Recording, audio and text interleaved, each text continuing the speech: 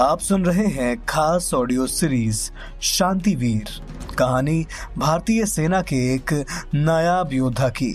Episode 28, मारने का ऐलान।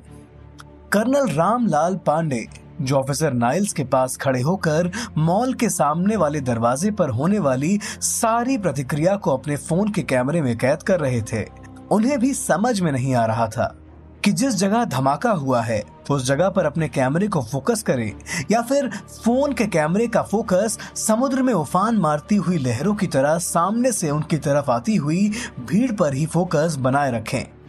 वो मन ही मन सोच ही रहे थे कि काश उनके संग कोई दूसरा आदमी भी इस घटना को रिकॉर्ड कर रहा होता तो उनके हाथ इस वक्त कन्फ्यूसियों के मारे कांप नहीं रहे होते। लेकिन अगले ही पल उनका कन्फ्यूसियों क्लियर हो गया जब मार्क मैथ्यूज ने अपनी बोरेटा शॉटगन से एक के बाद एक 2 गोलियां चलाकर सामने भीड़ में से 2 लोगों की खोपड़ी को खरबूजे की तरह खोल कर रख दिया। उसके बाद उसने अपनी शॉटगन को अपनी उंगलियों और हाथों में नचाना शुरू किया, जैसे कि कर्नल ने हॉलीवुड की फिल्म में देखा था। उन्हें फिर पता चला कि अचानक मार्क के हाथ में एक की जगह 2 हथियार कैसे आ गए। उसके पास बोरेटा AR-70 या फिर 90 की असॉल्ट राइफल थी, जिसे अगर आदमी चाहे तो झट से बंदूक से रिवॉल्वर भी बना सकता था। मार्क ने बस वही किया था। राइफल के लंबे हिस्से को वो अपने बाएं हाथ से लाठी की तरह घुमा रहा था और रिवॉल्वर को दाएं हाथ की उंगलियों पर नचा रहा था।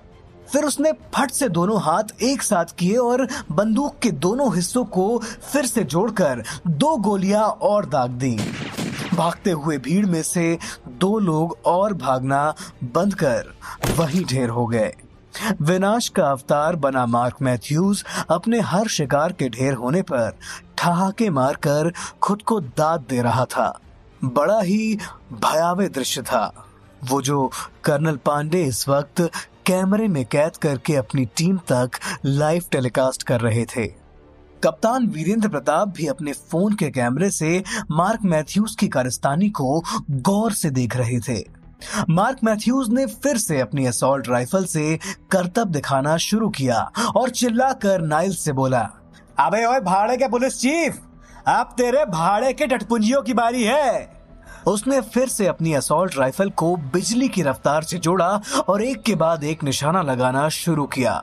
मार्क की शूट करने की रफ्तार इतनी ज्यादा और सटीक थी कि कैमरे से देखने पर पता ही नहीं लग रहा था कि गोली पहले चली या निशाना पहले उड़ गया।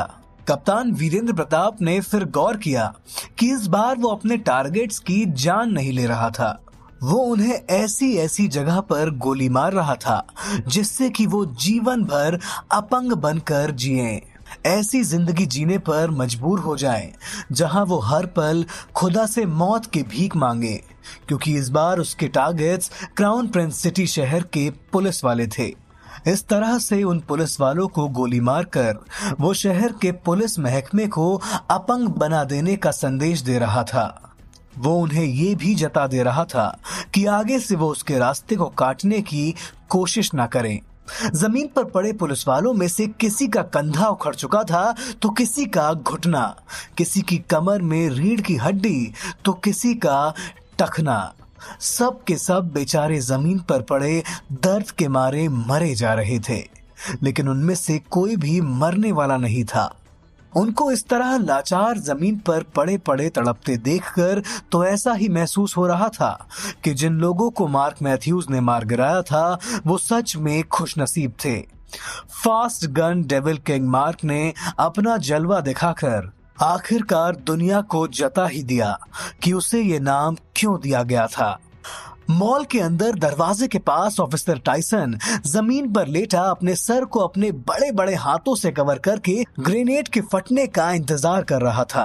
वो मरा नहीं था, लेकिन उसकी हालत एक जिंदा लाश की तरह हो चुकी थी। ग्रेनेड कभी भी फट सकता था और उसी के साथ उसके बदन के चिथड़े चिथड़े हो जाने वाले थे।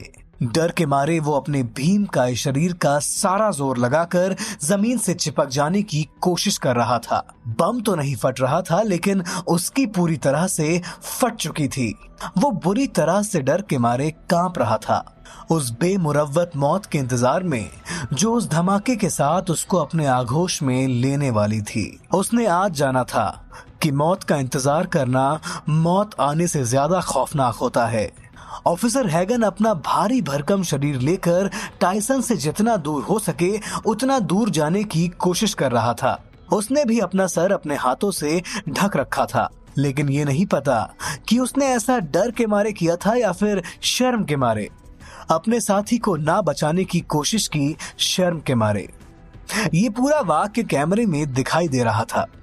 हैगन जिस दिशा में भाग रहा था वहीं से होकर मॉल के पीछे वाले गेट तक भी पहुंचा जा सकता था। रणवीर और वालसी के शांति सेना के लोग उसी रास्ते मॉल के पीछे वाले गेट पर गए थे। कप्तान वीरेंद्र प्रताप की स्वाभाविक रूप से उसी तरफ निगाह गई। उनको रणवीर की चिंता सताने लगी, क्योंकि उनके शूरवीर ने अभी तक अपनी झलक नहीं दिखाई थी। जनरल बख्शी भी ठीक वही बात सोच रहे थे और उन्होंने कहा, कप्तान, आपका सिपाही कहीं दिखाई नहीं दे रहा और ना ही वालसी शांति सेना के सैनिक कहीं दिखाई दे रहे हैं। कहीं उन्हें भी तो। फिर उन्होंने अपनी बात बीच में ही छोड़ दी और कप्तान वीरेंद्र प्रताप से पूछा, आप मुझे उसका नंबर दीजिए, मैं अपने फोन से उसको कॉल करता हूँ। कप्तान ने रणवीर का नंबर जनरल बख्शी को दिया और उन्होंने तुरंत ही उस नंबर को डायल कर दिया। कुछ देर बाद उन्होंने कहा, घंटी बज रही है, फोन सलामत है तो शायद वो भी सलामत हो। आप अपना फोन मुझे दीजिए और आप मेरे फोन से उससे बात कीजिए और पता कीजिए कि वो लोग ठीक तो है ना। ये पूछना मत भूलिएगा कि मॉल के पीछे वाले गेट पर क्या परिस्थिति है। कप्तान वीरेंद्र प्रताप ने अपना फोन उनके हाथ में देकर उनका फोन अपने कान से लगा लिया और रणवीर के फोन उठाने का इंतजार करने लगे। मॉल के पीछे वाले गेट पर वालसी से आया शांति सेना का दल और रणवीर सुरक्षित थे। उन्होंने पीछे के हिस्से का पूरी तरह से निरीक्षण कर लिया था और इंतजार में थे कि कब वो उग्रवादी बाहर निकले और वो उन्हें धर दबोचें। ऐसे वक्त में रणवीर का जब फोन बजा तो वो थोड़े नाखुश हुए, लेकिन फिर जब स्क्रीन पर जनरल बख्शी का नाम आया तो उन्होंने रणवीर को फोन उठाने की इजाजत दे दी। फोन उठाते ही रणवीर ने कहा, जी जनाब, sub inspector Ranveer Singh Negi speaking. कहिए क्या आदेश है मेरे लिए।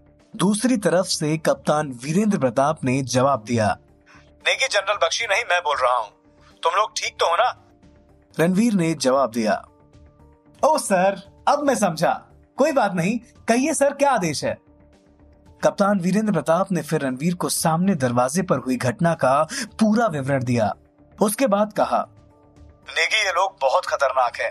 मैं जानता हूँ तुम्हें इनसे डर नहीं लगता, लेकिन तुम वहाँ अकेले नहीं हो। तुम्हारे साथ वालसी के सैनिक भी है जो शायद तुम्हारी कार्रवाई की वजह से अपनी जान गंवा सकते हैं।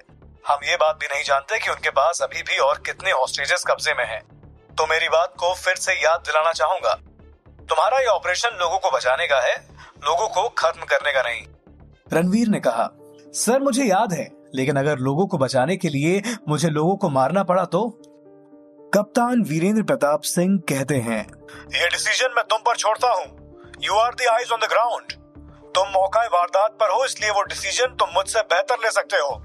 मैं एक ब्लाइंड स्पॉट पर हूँ, इसलिए अपने अंधे उसूलों की वजह से तुम्हारे हाथ नहीं बांधूंगा।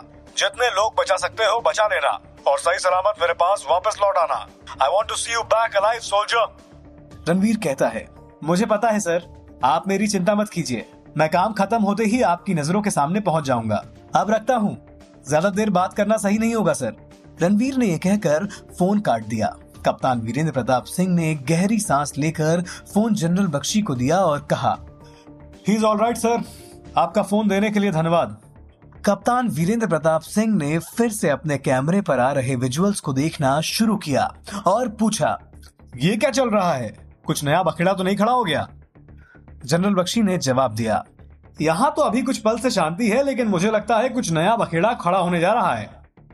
कप्तान ने स्क्रीन पर गौर फरमाना शुरू किया तो जनरल बख्शी ने कहा, स्क्रीन पर देखकर पता नहीं चलेगा, क्योंकि नया बखेड़ा ये उग्रवादी नहीं, हमारा ये डायरेक्टर चार्ल्स खड़ा कर रहा है।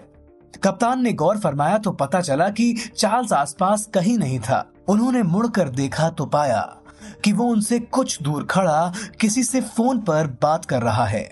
उन्होंने जनरल बख्शी से पूछा, किससे बात कर रहा है ये अब?